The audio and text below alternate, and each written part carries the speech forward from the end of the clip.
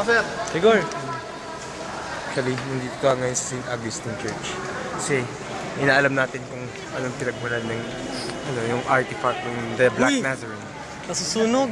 Susunog ka. Oo nga, pero may resistance ako kasi sanay na may init kong mukha sa may init na ba. Pero ito, Yung mukhang nainitan. yung Uy, teka lang. pag-usapan niya na. Ito nga pala. Ganito yun. Nung dumating si Miguel Lopez de Legazpi dito sa Pilipinas, Hindi, si Nicky. dala niya yung artifact. Yung artifact na yun ay Black Nazarene.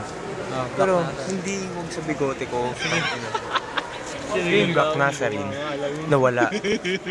Hindi nila alam yun pala. Nabuhay, naglakad.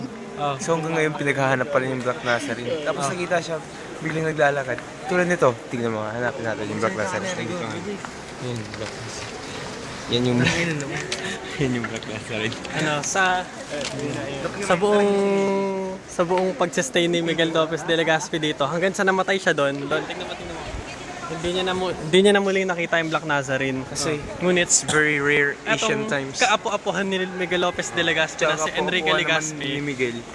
Yun, Ay, magkamag-anak kami. Kami na ang fumulfill sa mga pangarap ni dreams Miguel niya Lopez na de Legazpi. matuklasan, mahanap yung Black Nazarene niya. Pero ngayon, itong perfect time kasi parang nagkasalubungan yung mga landas namin. Kasi nagtagpo kami sa isang lugar. This is fate. Yung hindi namin sure pero according to our theories, may posibilidad na siya talaga yung Black Nazarene kasi in his face, in his looks, in his sandals. It's ancient times. Habulin natin siya. Tara. Let's capture the creature. Bilis, una kayo. Kailangan mo mag-pray dito pag magpapasok.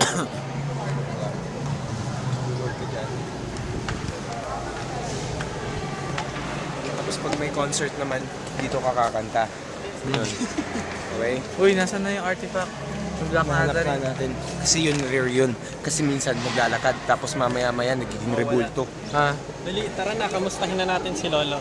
Yung lolo namin. Uy, dali. Ito yung libingan ng lolo namin. Si Enrique, nakalibig. Hindi naman totoo yan eh. Diyan pa siya Lolo, Kamustahin niyo na siya.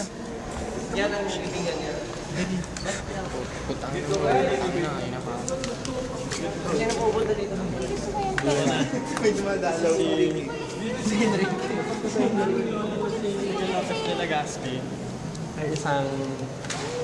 Yan, natutulog siya. Nandiyan ka Enrique, higa ka rin. Tulog pa rin siya hanggang ngayon. Kasulukuyan siyang Inaantay pa namin hanggang sa magising. iniputan siya ng ibong Adarna at naging bato. Yun ang nangyari. Pero, naantay niya pa rin yung tulong namin kasi yung, di ba may kwento na tutulungan namin yung aming kapatid. Nununo namin kaya kailangan namin tulungan. Pero hindi namin mahanap yung ibong Adarna. Ano sasabi Kaya hanggang ngayon, nahanap pa rin namin yung ibong Adarna para mabuhay ulit si Lolo. Ano, yung ibong Adarna colorful yun. Masaya.